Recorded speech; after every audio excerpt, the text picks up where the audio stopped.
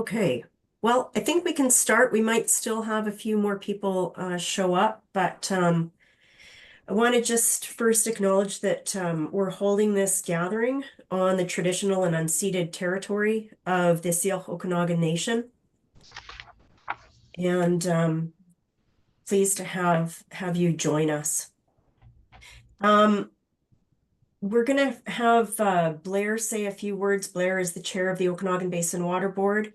And then Sandra Shira, our water science specialist, will give her presentation on what she's been working on for the last year and some time, and a demonstration of our climate indicators dashboard.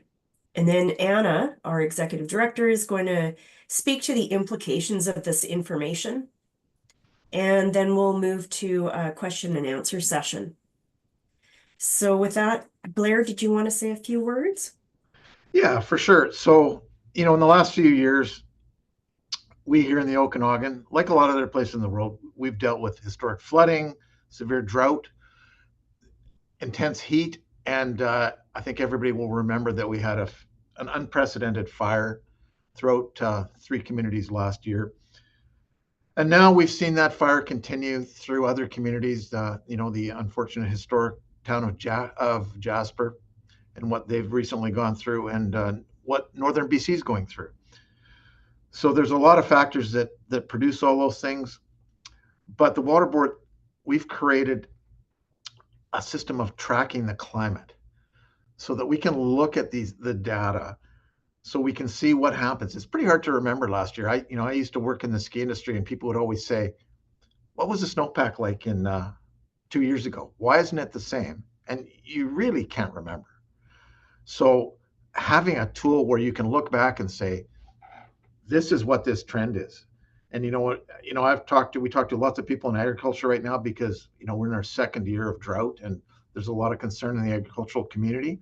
Having something that they can look at to help them guide what they're going to do in the future is going to be incredibly important. And not only for farmers, municipalities like my community district of Lake Country, to be able to see what's going on so we can better plan our future and what's going to happen. Do we need to have more shade in areas? Do we need to plant more trees to give us more canopy?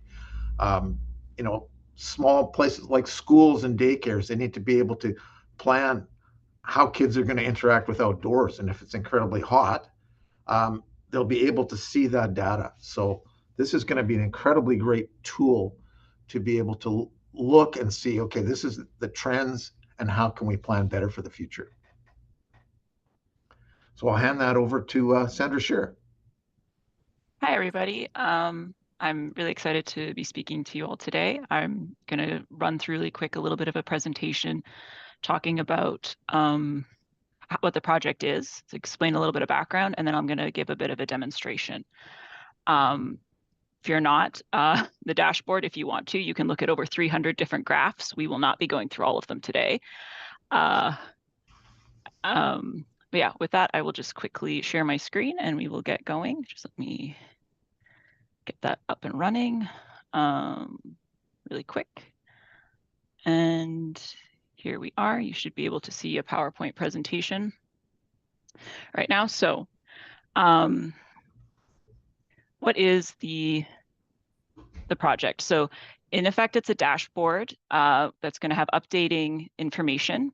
Right now, it's only showing things for completed years. So we're only going to be seeing things up to 2023. That's just because, when you're dealing with averages, say, if I were to show you the average of the annual temperature for Kelowna, we'd only have half the year. So it would look kind of funny. So we're only really looking at completed years. We're looking at things like temperature, precipitation, stream flow for certain streams, including Mission Creek, information about Okanagan Lake. That's over 9 different locations. So we're looking at, for temperature and precipitation, Penticton, Kelowna, and Vernon, because they have the longest records. For streams, there's a few unregulated streams across the valley, and as well as Mission Creek, and then, as I said, Okanagan Lake. There's over 40 different indicators, some of which you can see either annually or seasonally, so we can kind of break stuff down, but as I said, only for completed years. In terms of data records, we're looking at long-term trends, so we need a long data set. So the range is about 30 years for certain streams, but the longest data sets for the cities and for Okanagan Lake go back over 100 years. So we're looking at a really great record, and that's really amazing. That's not something you see everywhere. And it's really quite remarkable. All the data is publicly accessible. It's from Environment Climate Change Canada or Water Survey of Canada or the province of BC. Just really quickly, this is the average daily temperature for Kelowna from 1925 to 2023. That's every day for that 100-year period. And you might ask yourself, okay, has temperature changed? Looking at this, it's really hard to sort of tell. There's all these dots. Maybe there's some dots a little higher, maybe a little lower. How do we do that? So that's what we're using an indicator for. The first thing you can do is you can look at the average annually. So this is now every year annually. And you can start to see, hey, maybe there is a little bit of a trend here. It looks like the dots are starting to kind of lift up. Okay. Let's make that a little clearer and a bit easier to interpret because, it's a little bit subjective when you're looking at something like this. So what we're really interested in is when we're talking about climate is long-term periods. It is normal for year to year, day to day for temperature and precipitation to change and go up and down. We know about El Niños versus La Niñas, like these cycles are completely natural. And so when you're trying to understand the climate of a place, you have to take an average, right, of a long-term period, usually at least 30 years. So what we're doing here is we're taking a 30-year average as a reference point to say, this is what we're going to call normal. And for most of the indicators here, that's from 1951 to 1980. That 30-year period is what we're going to call normal. We picked that period because it balances data quality, how we measure things changes over time. And so the closer we get to present day, the more accurate our data gets. But also we want to have it be sort of a period of time before climate change is really starting to happen quite dramatically so that we know what was more normal in the past. So we take average annual temperature for Kelowna for those 30 years. The average was 7.1 degrees Celsius. We then put that as a reference point there, 7.1 degrees. And what we then say is anything warmer than that or above that is warmer than normal. And anything below that is going to be colder than normal, right? So these sorts of things. And then instead of dots, we can take this thing and graph it like this, where they're bars. And what you can really start to clearly see is that sort of trend over time. And as I said, it's completely normal for, we look in the past, sort of more in the 40s to the 70s, for it to go up and down. Some years are warmer, some years are colder. That variability is natural and what we would expect. However, what we start to see when we get closer to the present day is we start to lose cold years. We see, okay, since the year 2000, around 2006 was slightly colder than normal, but that's the only year for basically 25 years, as opposed to before where it's going up and down. So we're seeing this consistent pattern, right? And that consistent pattern is really what we're talking about with climate change. It's that, we're seeing this shift, and what that normal oscillation looked like isn't exactly how it is now. So we take that and we also say, okay, what does that look like across the region? And that is also very consistent across the region. Here we're seeing Vernon at Coldstream Ranch, Kelowna, and Penticton. And all three cities are showing that same pattern, where we're seeing around the year 2000, this really consistent shift towards warmer weather. Now, for each one of these cities, we did the process that I just explained, where you take the average of the 30 years and you compare it. So you can see, for example, for Penticton, the average was 9 degrees Celsius, right? So in Penticton, the average temperature is warmer than it is in Vernon, where the average temperature was 7.3 degrees Celsius. And what these graphs are showing you is the difference from that. So when in Penticton, for example, it says +2, it means you would add that to 9 degrees. So that means in a year that's registering as +2, the average yearly temperature was 11 degrees, right? And so we're seeing a 2-degree shift in certain years. Now, what can that mean? It can mean a lot of things, and we can look at things not just averages for the year, but we can look at certain thresholds and extreme temperatures. So these two graphs are showing you an extreme hot event and more cold days. So we can look at that as well. So the top one is showing you, and this is again for Kelowna, how many days in a year had a maximum temperature over 30 degrees Celsius, which we can all, we've had a hot summer so far. This last month, we can all agree that's, quite warm. And we can say in Kelowna, historically, we saw about 25 days that were above 30 degrees Celsius, right? A little less than a month. That's around what we're talking about. And you can see, again, this sort of up and down of this natural variability. We can see in around 1957, there was a year that had a lot of those. That's an El Nino year, right? So we did get those historically.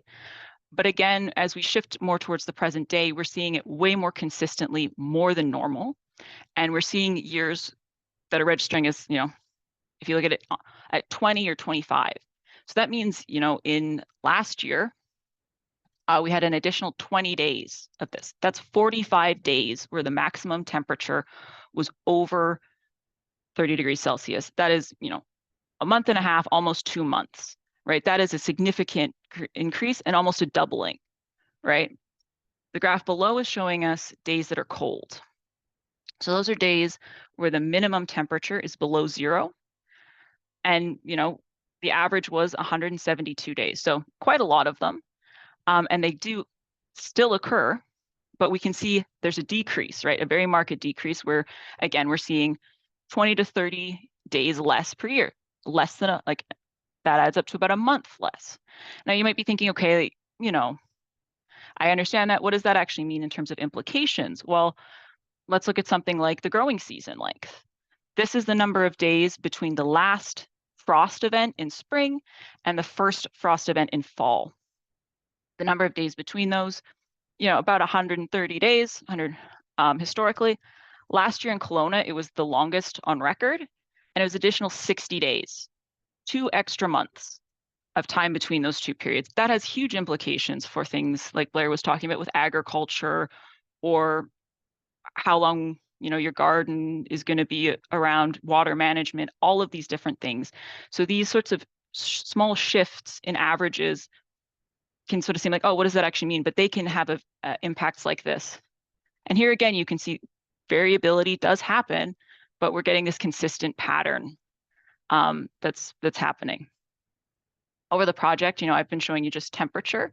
We have looked at a bunch of other things, as I mentioned at the beginning, things like precipitation.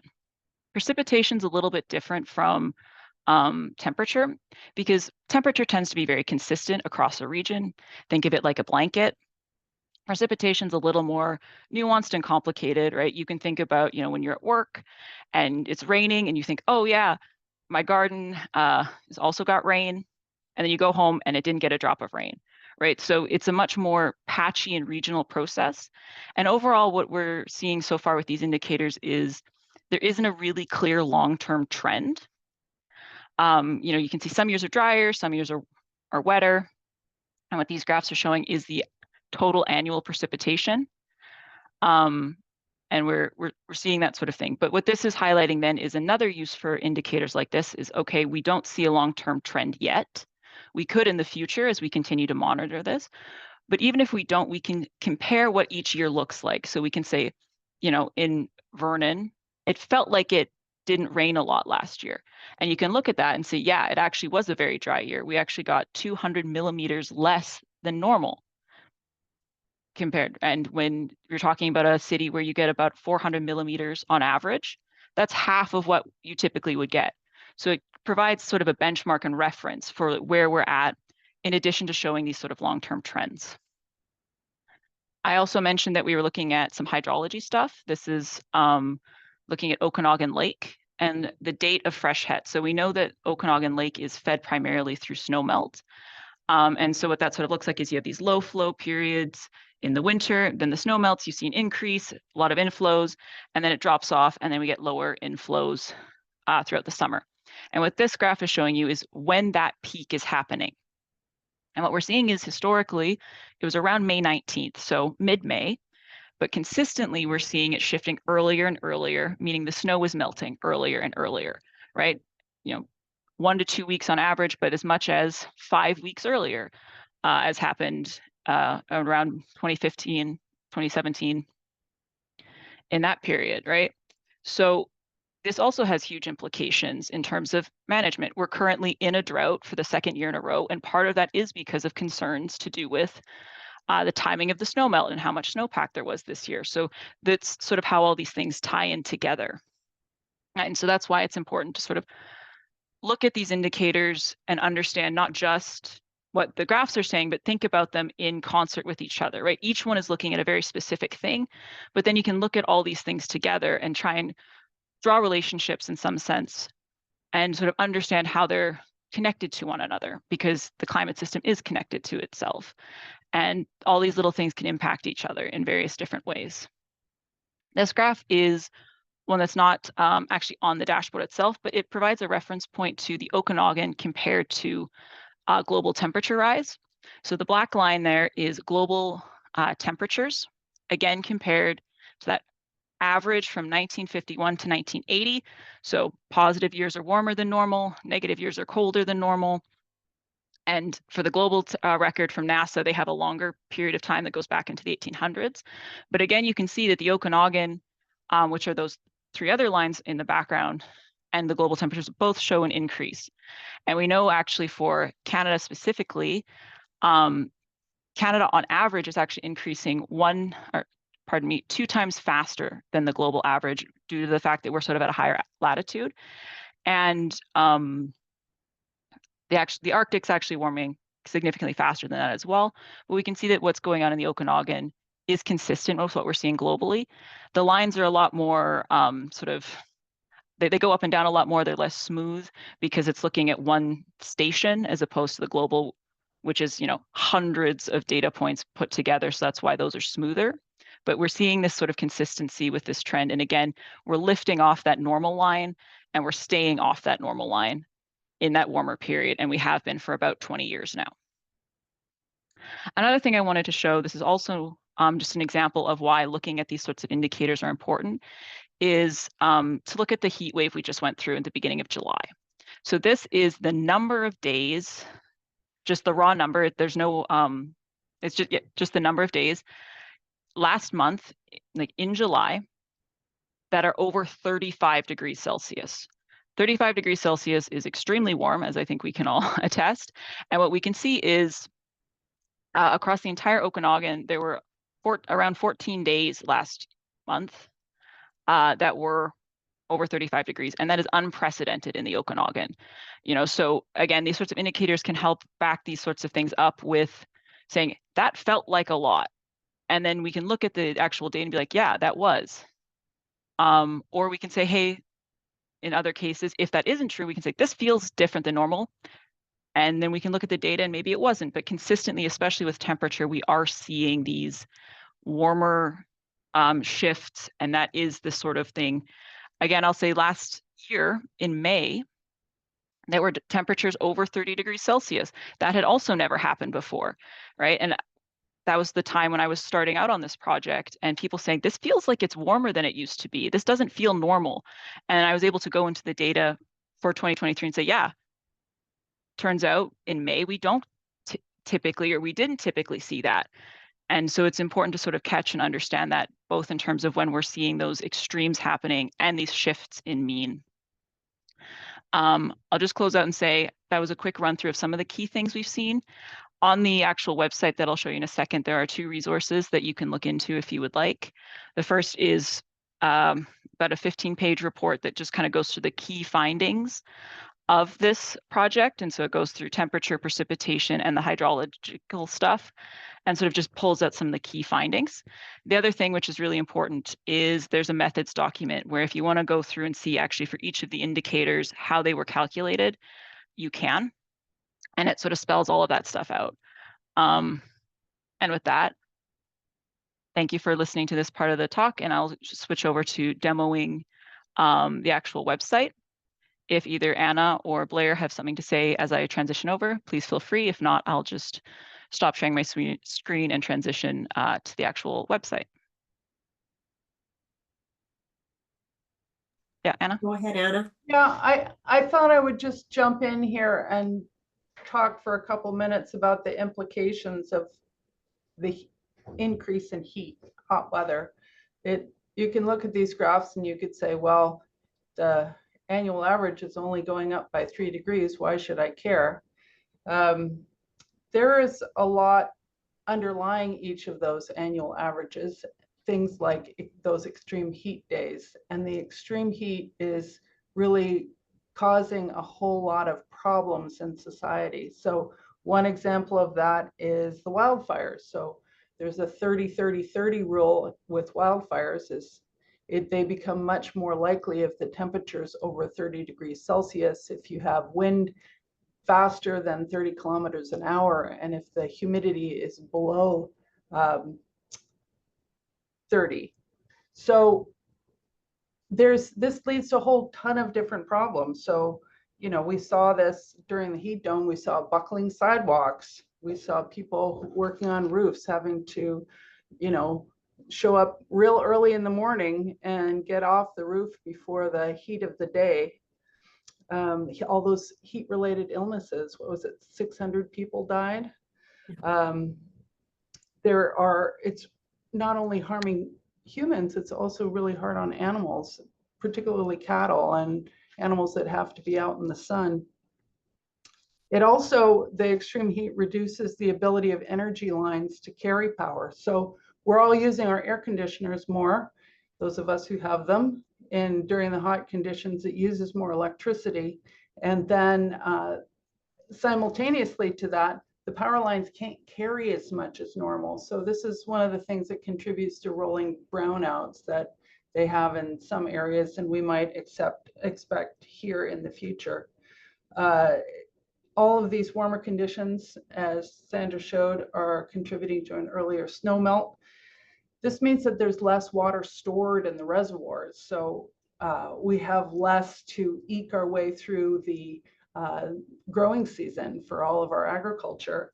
And at the same time, there's increased demand, because if there's less rain, then you have to water your crops more, but you have a smaller supply to start with. So it really exacerbates problems with providing irrigation. And over the past couple of months, I've been talking a lot to fruit growers, and they are really concerned and hurting from multiple years of climate-related damage. Even the cold snap last, what was it? It was in January this year. That was a real killer, not because of how cold it was because of how warm it was leading up to that. So it was a super warm fall, super warm December. The plants weren't hardened off properly, and the cold snap just killed a lot of wood. So that's in addition to heat domes and events like that. So it really does have a huge impact on the Okanagan, and is a big contributing factor to the fires and all the other damage that it's been doing. So I'll leave it there. Thank you, Anna. Can we go back to Sandra? Can you show us the dashboard? Yep. Let me get that up and running. Okay, so here you see the Okanagan Climate Indicators webpage that will be on the OBWB.ca website. It has a bunch of different resources. It provides some background information. You can see the report that I was mentioning before. Can you actually see my mouse? Okay.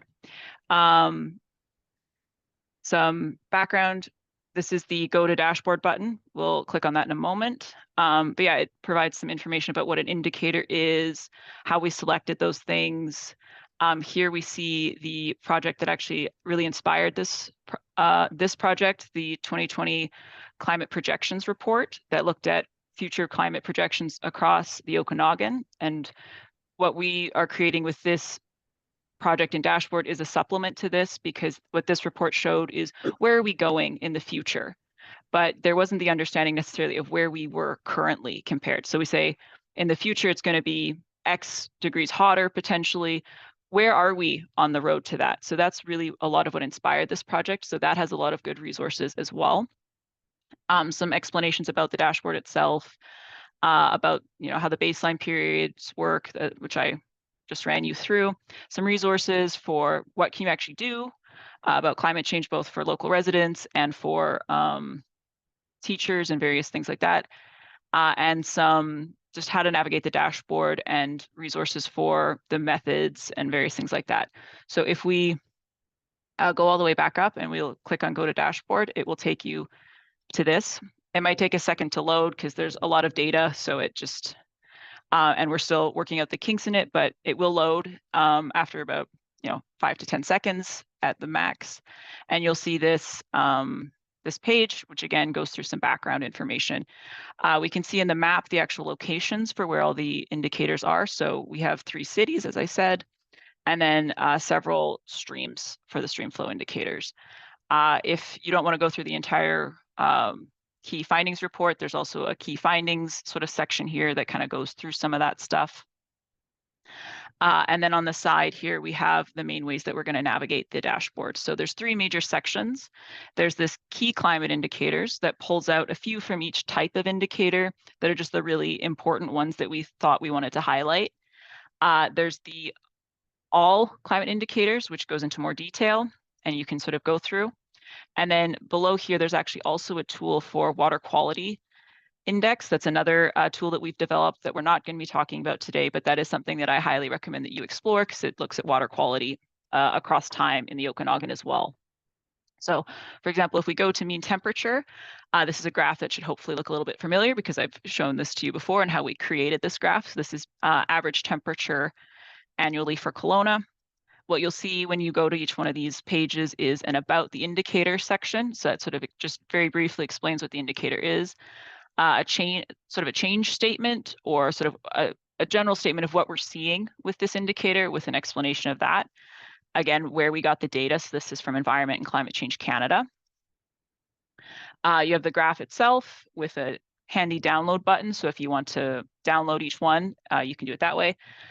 Down here, there's also a table that goes through some of the key sort of statistics. So you have the last completed year, so 2023, the average temperature in Kelowna was 9.5 degrees Celsius. What the maximum year was, so last year's actually only 0.1 degrees off the maximum, which was 2015 at 9.6. What the minimum was, so that's 1916. Not 2000, where it was 4 degrees, pardon me. What we see here, the second to last is a 30-year average. So that's taking the average of the last 30 years. So that's, again, what I was talking about at the beginning about how climate, we're looking at long-term trends. So that's the average from 2023 to 1993. So long-term trend. So long-term, it was 8.3. So that is 1.2 degrees warmer than the other 30-degree average of 1951 to 1980. So over that period of time, we've gone up 1.2 degrees over those 2 30-year periods of time. And the other really exciting thing is here you get a drop down, and the drop down will allow you to select a city. So if you say Penticton, that'll change. One of the people on the call said they're from Vernon. So here's the graph for Vernon. You see here what the average was, so 7.3 degrees, and you see the pattern. And again, the table will update with that as well. There's a few different graphs you can see across here. So we have a bunch of temperature ones, some precipitation ones, some of the hydrology ones. And if you want to look even more in detail, you can go to this all indicators section. And again, you'll see temperature, precipitation, streams, Okanagan Lake, Mission Creek, and some more recent year stuff. Those are a bit unique. I'll show them to you in a second. But if we go to temperature, for example, here we get another drop down. So it all sort of looks familiar. But here we get the full list of indicators that you can see. So there's a whole bunch of different ones. So I, for example, showed you the growing season length. This will just take a second to load because it's fetching the data. But what it'll show you is that graph that I just showed you in the presentation where it shows the growing season length. But you can also then, as a different one, you can look at what was the actual date that the 2 different frost events happened. So up here you have the date of the spring frost. So historically that was May 19th. And you have days earlier, so that's negative days. So, 30 days earlier, and you have the date of the first fall frost as 30 days later than normal. So that's how you get your 2 months, right? Is the two have shifted. So you can look at things like that.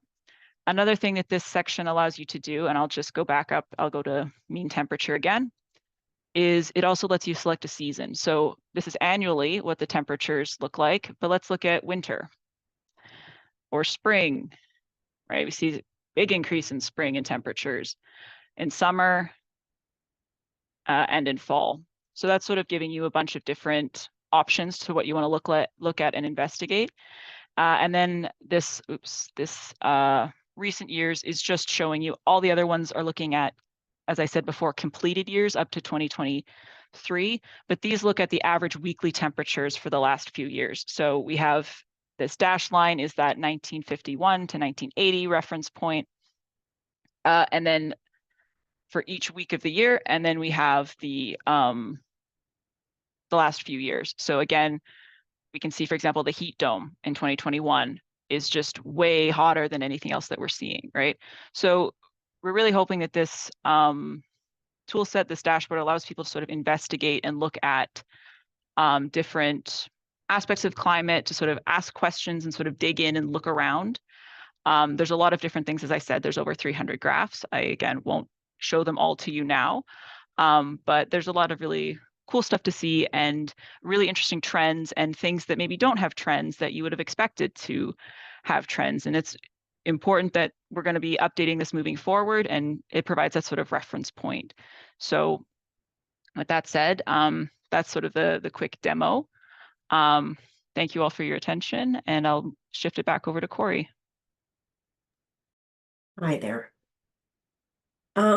If anyone has questions, specifically the media, but also others on the call, but this would be your opportunity to ask questions about the dashboard. And you can unmute yourself and speak, and just let us know who it is that's speaking and for which organization, or you can type your question also in the group chat if you would rather.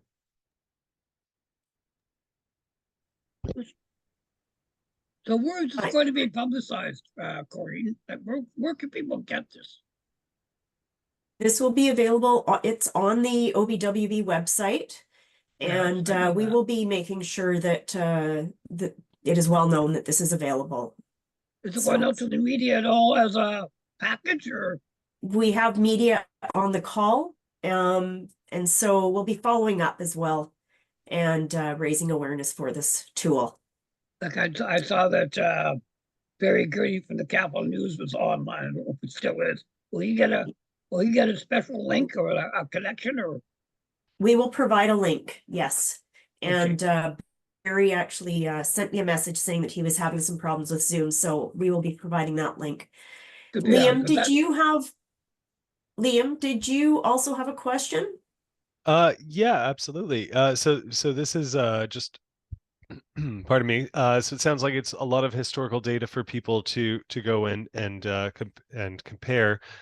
What exactly are you hoping that people will be able to learn and take away from all this data that they're able to access?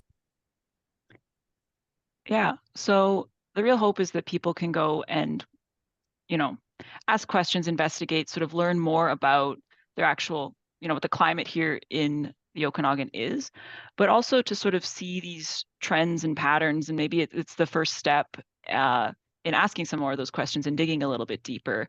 When we were trying to create this tool, this is actually a very unique tool. We couldn't find anywhere else that had something like this that was looking specifically at like just single point historical data over these long periods of time. Other places will provide you these maps where they kind of use different points and then they create a grid of things, but this is actually raw data.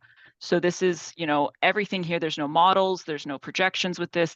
When you're looking at temperature, this is something that was measured by a thermometer, in some cases over 100 years ago. So it's sort of to try and sort of just let people be more informed about what the climate change or what the actual climate looks like here, and to really start investigating and asking questions, and sort of use as a reference point if they are wondering, like, oh, is it different now than it used to be? Or, you know, I remember when I was a kid, there was that really snowy year. Like, when was that again? And then you can go and use that as a reference point for stuff like that, and try and use that. And as Mayor Ireland was saying, you know, try and help extend that memory of these sorts of events that are happening. Okay. Okay. Yeah. So just basically just sort of broad general information for the public to stay informed, basically, is what you're saying there. Okay, that's very interesting. Are there any resources available through this dashboard for people to access, either to conserve water or take action on their own properties or anything of that sort? Yeah, pardon me. So on the not in the dashboard section, but on the actual web page section, there are a few resources available if you scroll down. There were a few resources for teachers to provide as sort of educational material.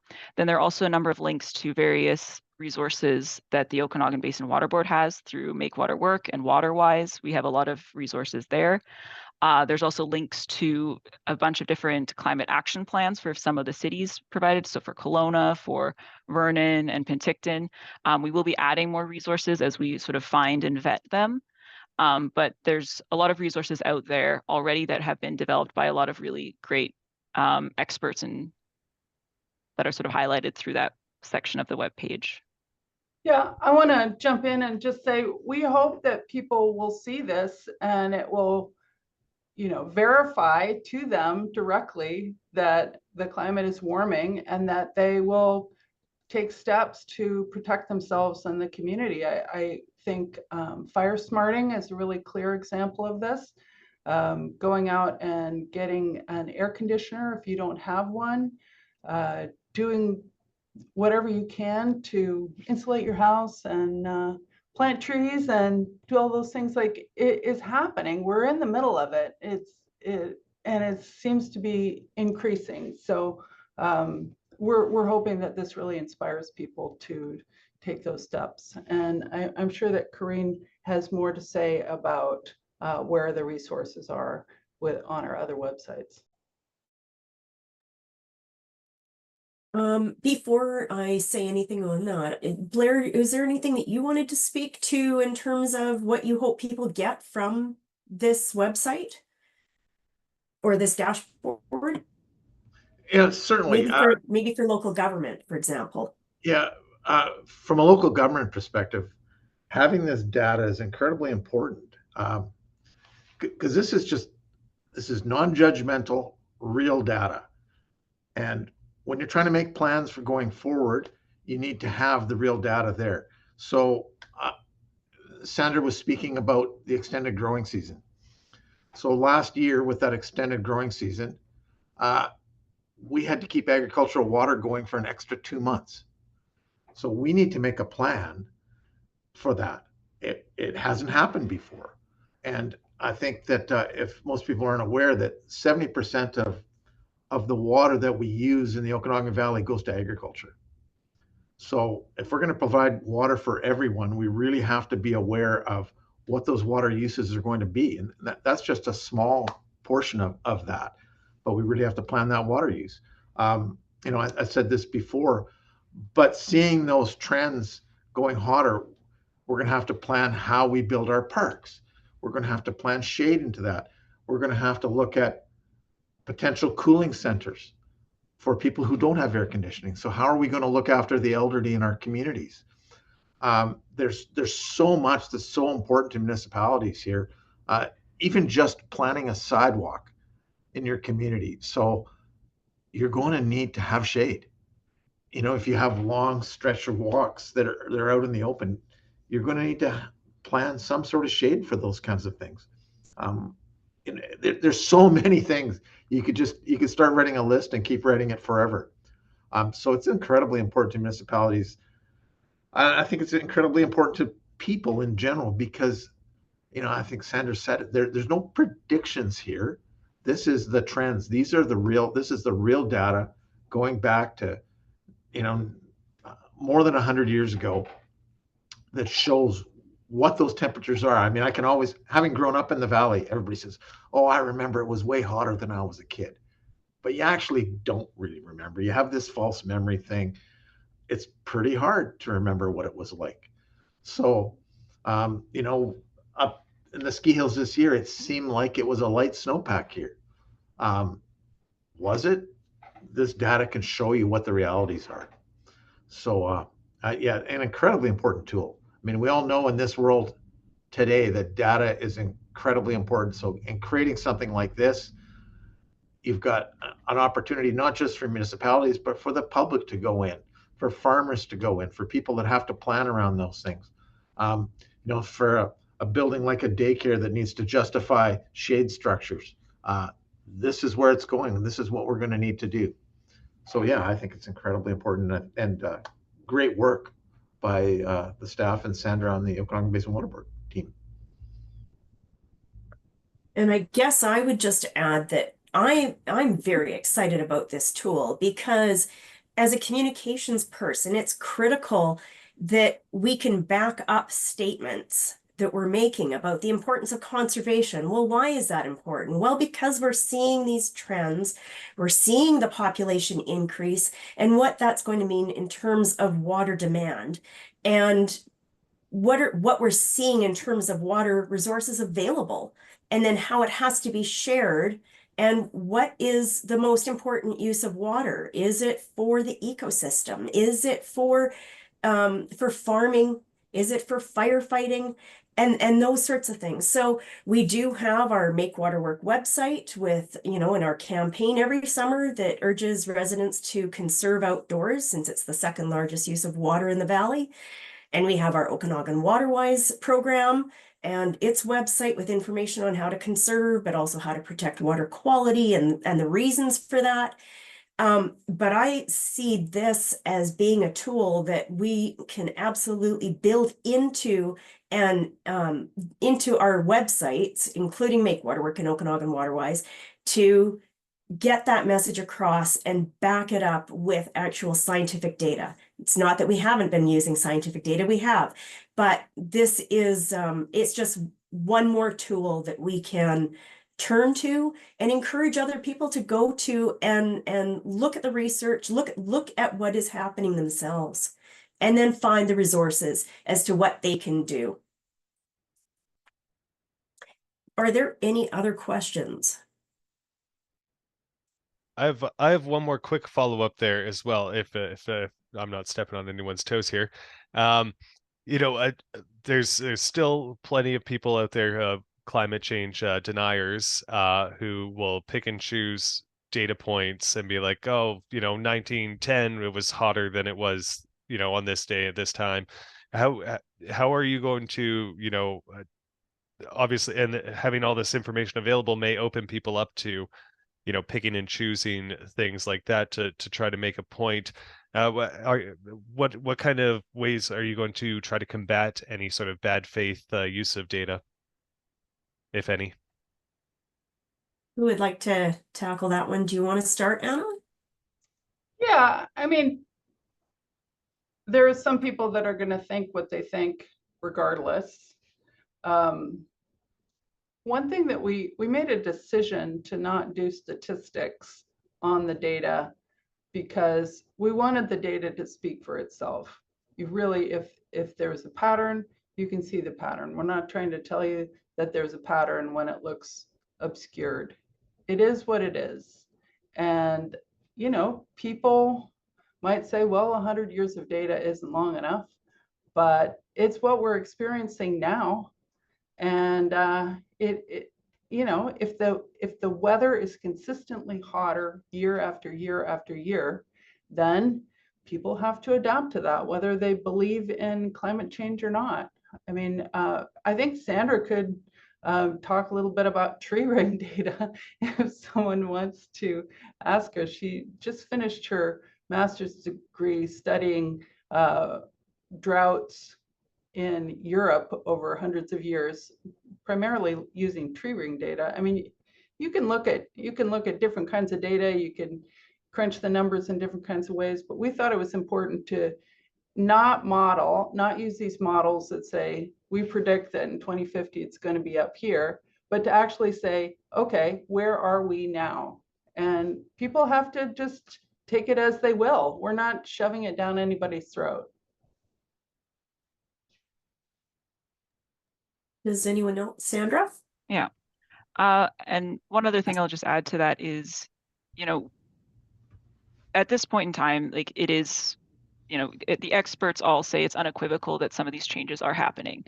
And I think it's really important to, we can talk about the science, we can talk about all this, and it's important to have some of those discussions. But at the same time, there's a lot of really exciting progress that's happening and a lot of really exciting projects that are working and things that sort of all connect together. Mayor Island was talking about planting trees or adding shade structures, having more trees and more lovely greenery that fits into the climate we're in. We're obviously in a semi-arid environment, so not all trees are suited to this environment, but that is something that is beautiful and good in and of itself. And there's these sort of connections to things, and we can focus a lot on those aspects of it as well, about all of these different connecting benefits and effects. And on the flip side, when we're talking to people, it's also talking about, what aspects of this do you care about? Or I grew up in Manitoba, and what some of these changes that are happening in Manitoba mean is that I have friends who are big into snowmobiling. They love going snowmobiling, but there's less and less snow. And so now they can only go once or twice in the winter.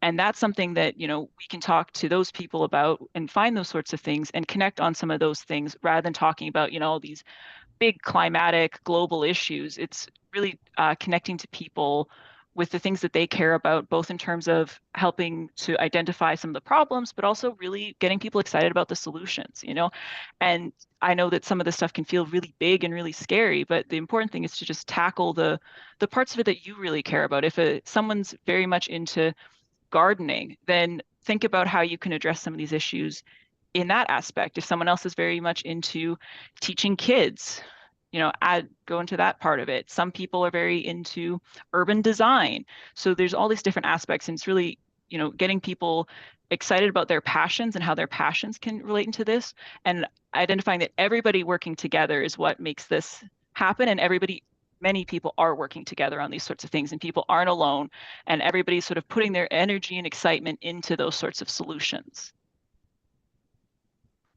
Shoot. Can I jump in here for a sec? Corinne, can I just jump in? Yeah, for sure. Okay. I thought I was muted, but apparently you might have heard me typing in the background, and I'm very sorry.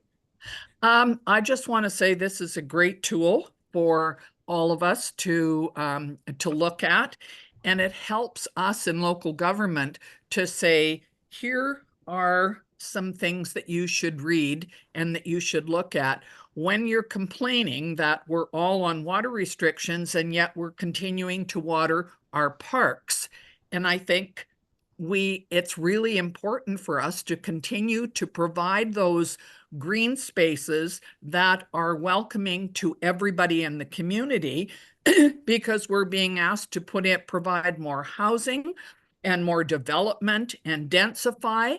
And if we're going to do that, then you have to provide places for people to unwind and to visit and to get outside with nature. So as Blair said, planting more trees, the right kind. And I know that we have a list of all of those that are the website. And being aware that we need to work together on this, and we need to make sure that we're listening to the experts, and we're not just trying to make a point to say you guys are full of problems. I really think that this is a great tool, and I just want to thank all of you very much from my point of view. Thanks.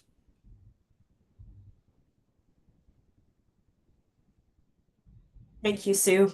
Blair, did you want to say something? Yeah, I just say to those comments, this is just the raw data. People are able to interpret it how they want to. There's no comment on what's causing climate change, any of those kinds of things. I mean, we know that's divisive with some people, but it's undoubtable that it's getting hotter no matter where we are in the cycle of the world. It is getting hotter.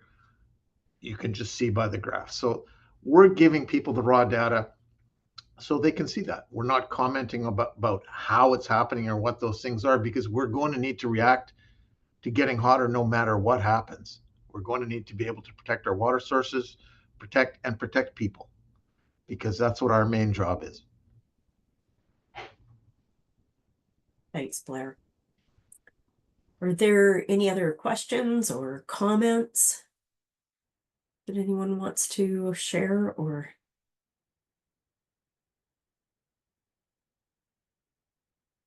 Okay. We have recorded this presentation and we will make that available to the public and to the media. If there are no other words, last time? No? Okay. All right. Well, thank you very much to everybody for joining us for this presentation. And Sandra, thank you very much for all your hard work on this. It's fantastic. It's an excellent tool for the Okanagan and moving forward. All right. Thank you very much. Thank you all. Thank you. Bye-bye. Bye-bye. Bye. Thanks all.